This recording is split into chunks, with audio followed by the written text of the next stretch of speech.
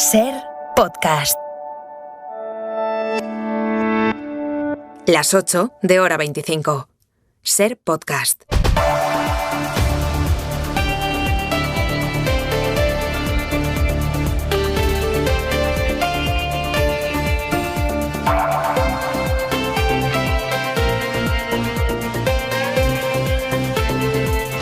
¿Qué tal? Muy buenas tardes. Este es uno de los días más deseados del año para los que se van. Para otros, porque se quedan o porque vuelven, puede ser uno de los más odiados. En todo caso, este viernes se activa una de las mayores operaciones salida del año, la que cabalga entre el final de julio y el principio de agosto. Vamos a saber si hay procesión playera en las carreteras. Dirección General de Tráfico, Lucía Andújar, buenas tardes. Muy buenas tardes. Hasta ahora estamos pendientes de varios alcances. El primero en Madrid, de salida por la 1 en el Vellón, también en Barcelona, en la salida de la AP7 en Subirats, en Valencia, en la A7 en Bétera, sentido Alicante, y dos siniestros más que complican el tráfico. El primero en Alicante, en la 70 en Ciudad de Asís, sentido Murcia, y ya en Cantabria, en la 67 en Tanos, en dirección a Santander. Al margen de esto, estamos pendientes de complicaciones si circulan en Murcia de entrada por la 7 en el Puntal, también en Málaga, en esta misma AP7 en Estepona, sentido Cádiz, y tráfico lento en Sevilla, en la AP4 en Villafranca y Los Palacios hacia Cádiz, por un accidente ya resuelto. En Badajoz, en la 66 en Torremejía, en dirección a Sevilla, y les pedimos especialmente precaución si circulan en Zamora por la 52 a la altura de Lubián, sentido Urense, y en Burgos, en la 1 en Briviesca, hacia la Comunidad de Madrid. En las operaciones salida del verano, en las conexiones con la DGT, siempre huele a mar. Ya nos ha venido avisando estos días Luismi Pérez de que las temperaturas iban a ir escalando hasta que llegara el fin de semana, y es lo que está pasando y es lo que va a pasar. Luismi Pérez, buenas tardes. Buenas tardes. Pues se confirma esa subida de la temperatura. De hecho, hoy ya ha hecho más calor que ayer en el centro y sur peninsular, y de hecho mañana hasta los 38, 39 grados de máxima en el Guadalquivir. Ya el domingo en Sevilla, Córdoba, Jaén, también en Albacete, 41, 42 grados incluso. Solamente el domingo pincha la temperatura en el norte del país, y todo ello con bastante viento de cierzo mañana por la noche en el Ebro, también entre Tenerife y Gran Canaria, y algunas nubes más espesas en Galicia, con algún orvallo mañana en la costa, y entre el Cantábrico y el Pirineo algún chaparrón mañana por la tarde y el domingo por la tarde, pero en general muy poca agua. Ya a las 8:30, deportes en hora 25. Tony López, buenas tardes. ¿Qué tal, Pedro? Muy buenas. El Paris Saint-Germain quiere pescar en el Barça, pendiente de la posible salida de Kylian Mbappé. Ha puesto su objetivo en dos jugadores azulgranas. Uno es Ousmane Dembélé y el otro es el canario Pedri González. Iremos a Dallas, donde están Fútbol Club Barcelona y Real Madrid, porque más allá del mercado, mañana sábado hay clásico de pretemporada. ¿Quieres ahorrar a full? Hasta el 30 de julio en hipermercados Carrefour, Carrefour Market y Carrefour.es tienes el melocotón amarillo a solo 1,79 € el kilo. Y la patata lavada Carrefour malla de 5 kilos a 79 céntimos el kilo. Válido en Península y Baleares. Carrefour, aquí poder elegir es poder ahorrar. Hora 25. Pedro Blanco. 8:03, 7:03 en Canarias. Demasiada cera para tan poca vela. Bueno, el recuento del voto extranjero está confirmando poco a poco que de momento, vamos a ser cautos, de momento todo sigue igual. Allí donde el recuento ha terminado no ha cambiado nada de nada. Aunque sea por poco o por mucho, pero no ha cambiado nada de nada. El recuento de Madrid sigue abierto y está siendo lento. Ya veremos si depara algún cambio, aunque parece difícil que ocurra, incluso muy difícil que ocurra. Y pendiente de este conteo está Guillermo Lerma. Guillermo, buenas tardes. ¿Qué tal, Pedro? Buenas tardes. El recuento se ha cerrado ya en territorios importantes como Cataluña, País Vasco, Comunidad Valenciana, también en la mayoría de provincias de Andalucía, y en ninguna de ellas, como decías, el voto exterior está alterando el reparto de escaños que dejó la jornada electoral del pasado domingo. A esta hora, como durante todo el día, la atención está puesta en la Comunidad de Madrid, donde PSOE y PP se disputan el último diputado por un puñado de votos. Es difícil que incluso aquí se pueda producir algún cambio, pero en cualquier caso vamos a tardar en confirmarlo, porque es la circunscripción donde el escrutinio va más lento. Se han tardado casi 12 horas solo en comprobar la validez de los votos e introducirlos en las urnas, y es ahora, a partir de las 8 de la tarde, cuando se están abriendo los sobres. Junts ha logrado mantener los escaños que se jugaba con PP y PSOE también en Girona y Tarragona. El escrutinio del voto exterior se ha cerrado ya, como decíamos, en casi 30 provincias del país, en la mayoría en las que hay datos. El PSOE se está quedando con la primera posición, seguido del PP, Sumar en tercer puesto y Vox en el cuarto, aunque, como decimos, esto no está teniendo efectos en el reparto de escaños. Y digo yo que una vez los votos han llegado aquí desde el exterior, debería ser ya una obviedad que fueran válidos. tardar 12 horas en confirmar la validez de los votos que se han emitido fuera, que han llegado a España y que han sido depositados en las juntas electorales, parece poco práctico y desde luego poco nada moderno. Bueno, cuando definitivamente se confirme, si se confirma que el resultado es el resultado que conocemos, el escenario estará despejado para que se pongan a negociar el PP con Vox. Ya veremos si lo llega a intentar también el PP con el PSOE, porque ese era el plan de Feijóo, un poco desdibujado. A negociar también el PSOE con Sumar, esa negociación es fácil, y con el resto de socios necesarios. Esa va a ser más complicada, incluido Junts. Los dos grandes partidos, el PP y el PSOE y el PP, están viviendo estos días una especie de sopor que sin embargo están evitando los partidos nacionalistas. Esta misma tarde, por ejemplo, Esquerra ha reunido a su dirección Barcelona, Xavier Bello. Esquerra tiene que afrontar esta negociación de investidura tras 2 batacazos electorales consecutivos y por ello la dirección del partido quiere valorar cada movimiento en los próximos meses. Se plantea abrir un proceso de escucha a la militancia a partir de septiembre para valorar si hay que matizar o no el rumbo del partido tras varios años priorizando llegar a acuerdos con el gobierno. Una de las opciones que toma fuerza y se plantea Esquerra Republicana es consultar a las bases el posicionamiento final sobre la investidura. De momento, la prioridad que se ha marcado públicamente el partido es intentar acercar posiciones con Junts per Catalunya, pactar exigencias y plantear una negociación conjunta con el PSOE, aunque esta posibilidad es hoy un escenario bastante incierto por la lejanía de posturas entre ambos. Esquerra quiere evitar elecciones y poner objetivos realistas a Pedro Sánchez, mientras Junts insiste en marcar la autodeterminación y la amnistía como únicas metas posibles. Va a ser interesante, muy interesante, asistir a las fricciones o diferencias de criterio entre algunas corrientes de opinión dentro del Partido Popular. Diferencias de criterio que empiezan a conformarse en torno a cuál debe ser la estrategia del PP respecto a Vox. Si ir al choque al estilo Moreno Bonilla o cortejarse hasta acabar formando una coalición, como defiende, por ejemplo, hoy Esperanza Aguirre. Es decir, si acabar con Vox o si sumar a Vox. Mariela Rubio. Sí, y es un debate clave porque habrá de determinar la hoja de ruta del partido en el ciclo que se abre tras el 23J. ¿Qué hacer con Vox a partir de ahora? Para el ala moderada, alineada con las posiciones de Génova, la campaña de Abascal y sus soflamas sobre Cataluña o la violencia de género terminó espantando a los votantes de centro-izquierda a los que Feijóo aspiraba a seducir. Así se lo afeaba ayer a Vox, el presidente andaluz Moreno Bonilla, que apostaba claramente por ir a la confrontación con el partido ultra. Que no sabe que el 52% de la población española son mujeres. ¿Usted cree que no hay padres, madres conservadores y de derecha, pero que sus hijos son homosexuales y se sienten violentados? Sin embargo, el ala dura del partido, más próxima a las posiciones de la presidenta madrileña Díaz Ayuso, hace un análisis distinto y plantea una estrategia diferente. La expresidenta de la Comunidad de Madrid, Esperanza Aguirre, ponía voz esta semana a esta corriente. El Partido Popular lo que ha estado diciendo es que lo prefería el Partido Socialista que Vox, pero eso yo creo que hay una gran parte del electorado del PP que no le parece bien. El ala dura, por tanto, cree que Feijóo no debe confrontar con Vox, sino al contrario, acercarse. De hecho, la propia Aguirre dice en un artículo publicado hoy en The Objective que ambos partidos deben iniciar ya un proceso de negociación para enfrentarse a Sánchez la próxima vez. Desliza Aguirre la posibilidad de una coalición, escribiendo que en el hecho de que el PP y Vox se hayan presentado por separado ha estado la principal clave de la noche electoral.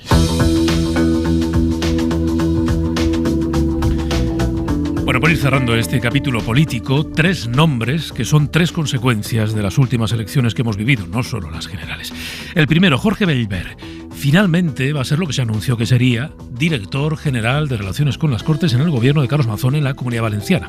Y lo va a ser, pese a que está imputado en un caso de corrupción. Radio Valencia, Inma Pardo. La portavoz del Consell, Ruth Merino, no ha querido valorar las circunstancias judiciales de Jorge Bellver, que era concejal en el Ayuntamiento de Valencia en la época en la que se investiga dentro del caso Azud por presuntamente recibir regalos de la trama corrupta. Simplemente ha dicho que es el mejor para el puesto. En cuanto al nombramiento de Jorge Bellver, solo puedo decir que seguimos nombrando también en este caso a las personas que consideramos más adecuadas para estos puestos, de una persona que creemos que cumple todos los requisitos para ocupar ese puesto como el mejor.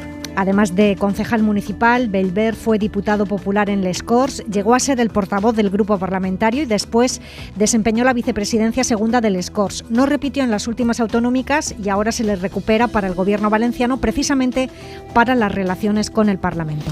Segundo nombre, el de Manuel Baltar, el presidente del PP de Ourense, ex todopoderoso presidente de la Diputación y desde ahora, de ahora en el futuro, senador.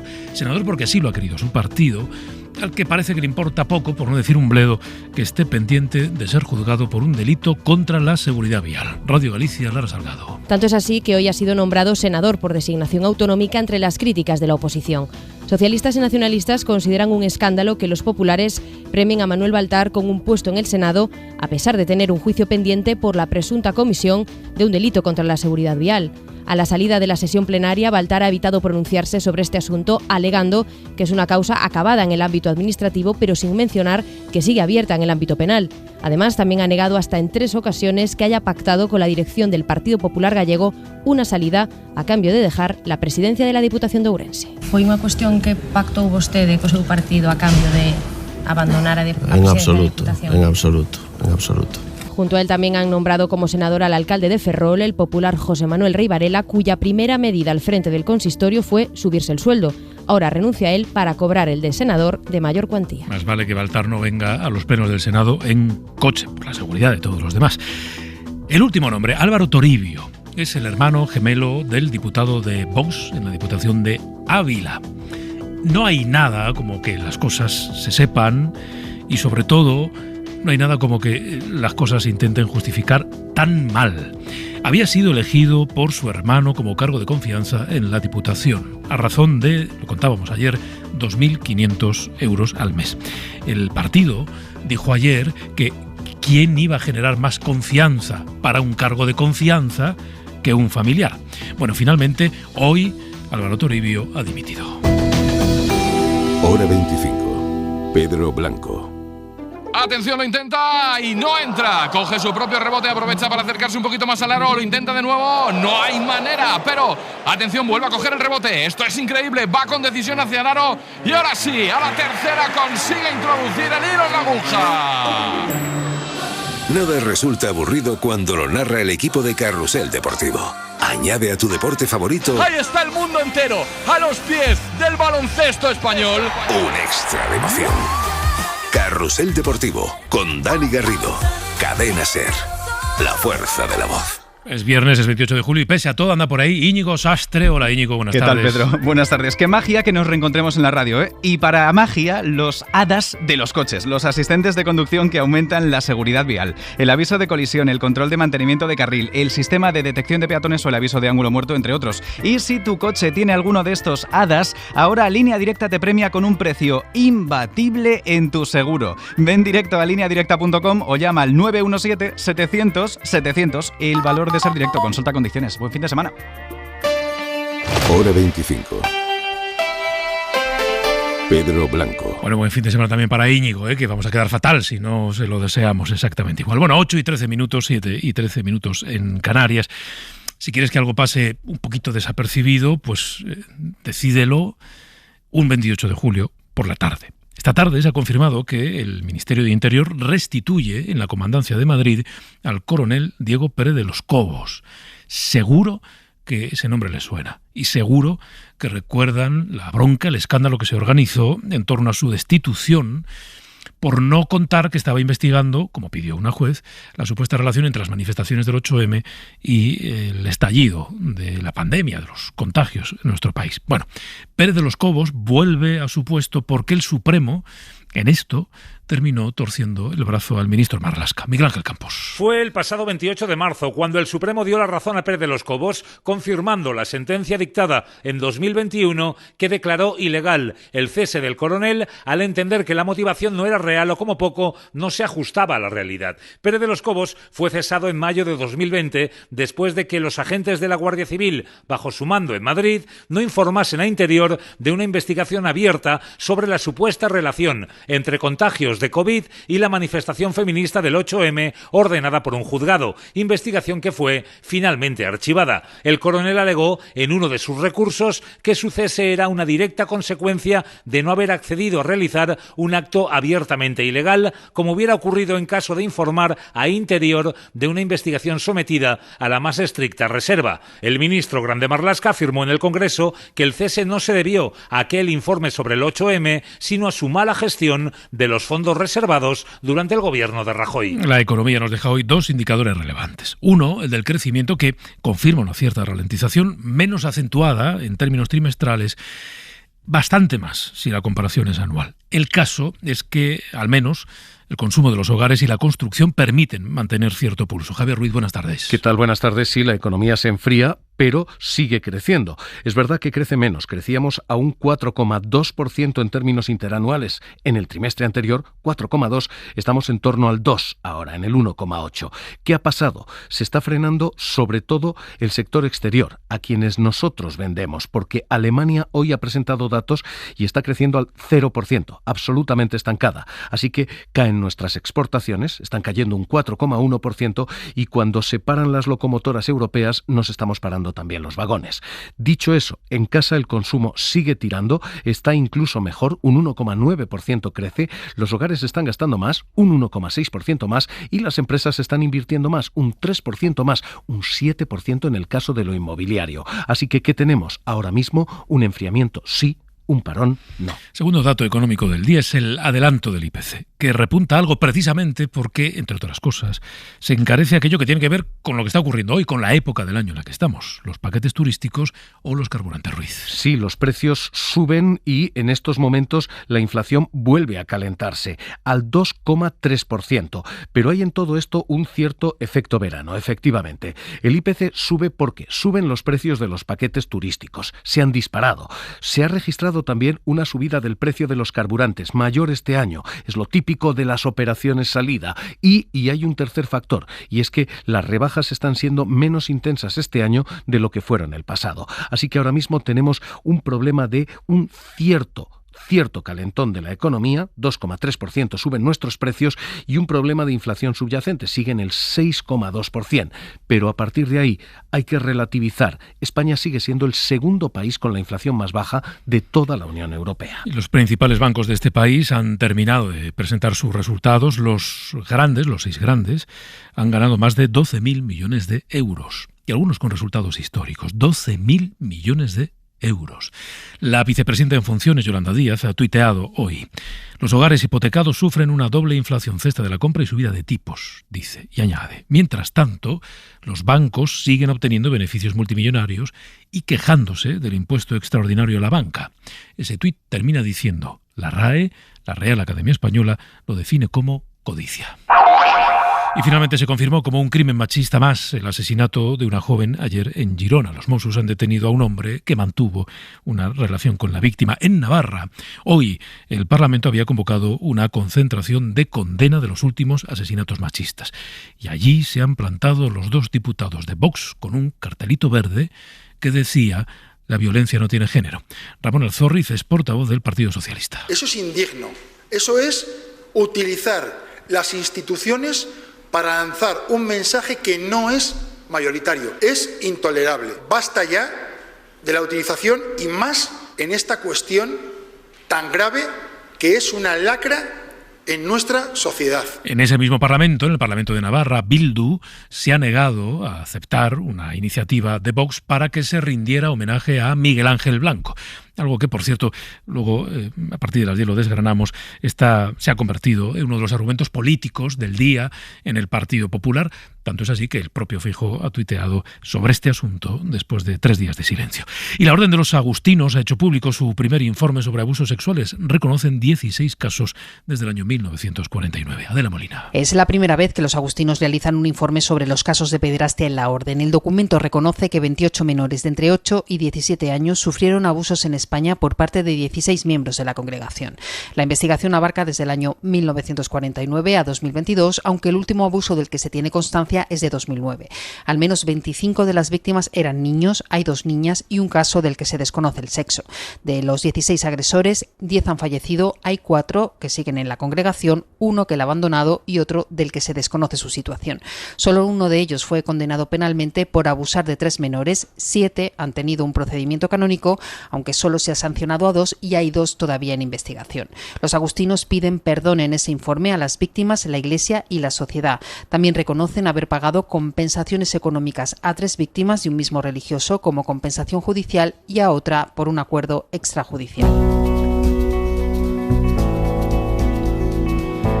De la Crónica del Mundo vamos a sumar varios apuntes. Uno nos toca muy de cerca. El Comité contra la Tortura de Naciones Unidas reprocha a España la falta de una investigación creíble sobre la muerte de 37 personas el año pasado cuando intentaban entrar en Melilla. Victoria García. La parte buena de este informe que hace el Comité contra la Tortura de la ONU a todos los países firmantes son las iniciativas positivas de España con la Ley de la Memoria Histórica Democrática, la reforma de la Ley de Salud Sexual y Reproductiva y también la conocida como Ley del Sí es Sí.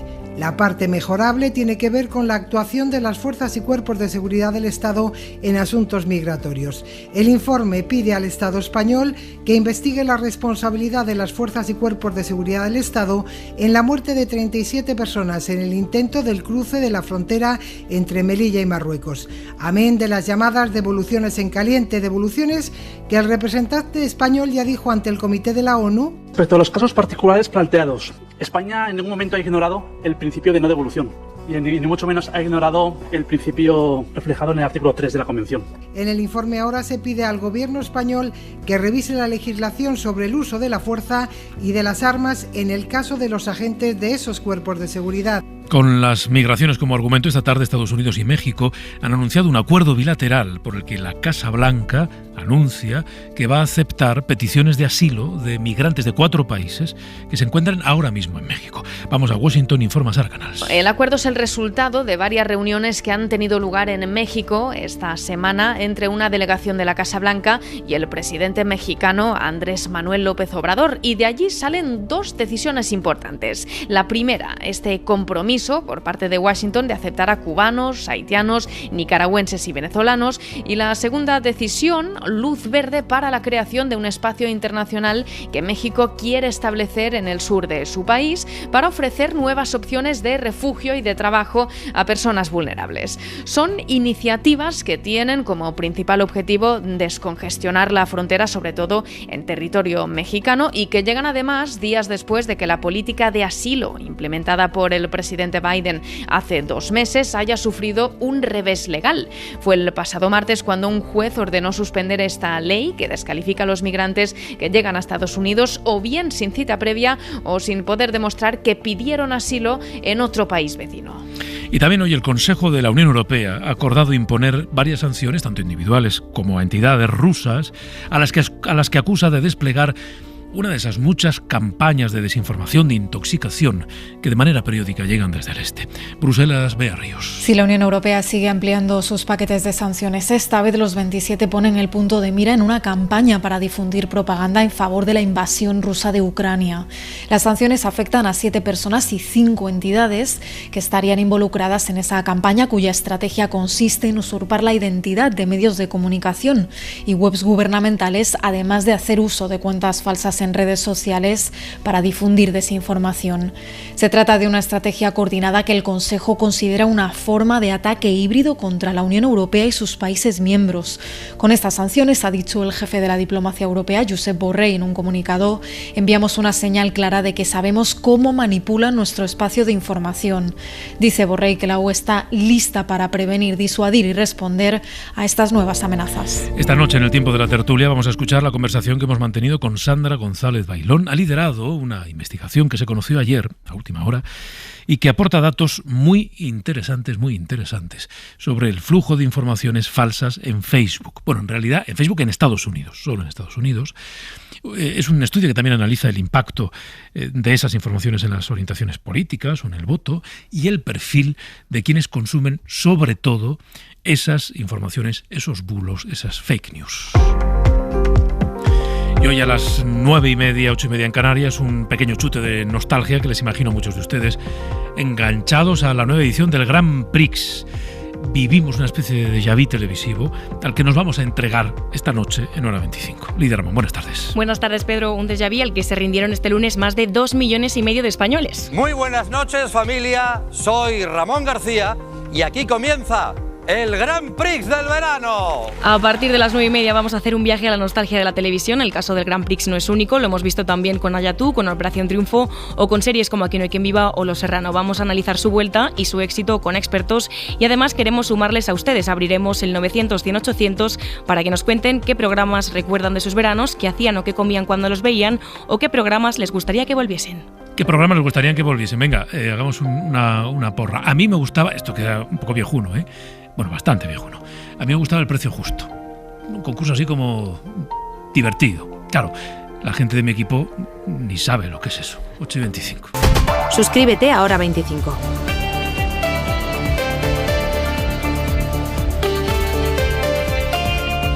Para no perderte ningún episodio, síguenos en la aplicación o la web de la SER, Podium Podcast o tu plataforma de audio favorita. Cadena SER. La radio.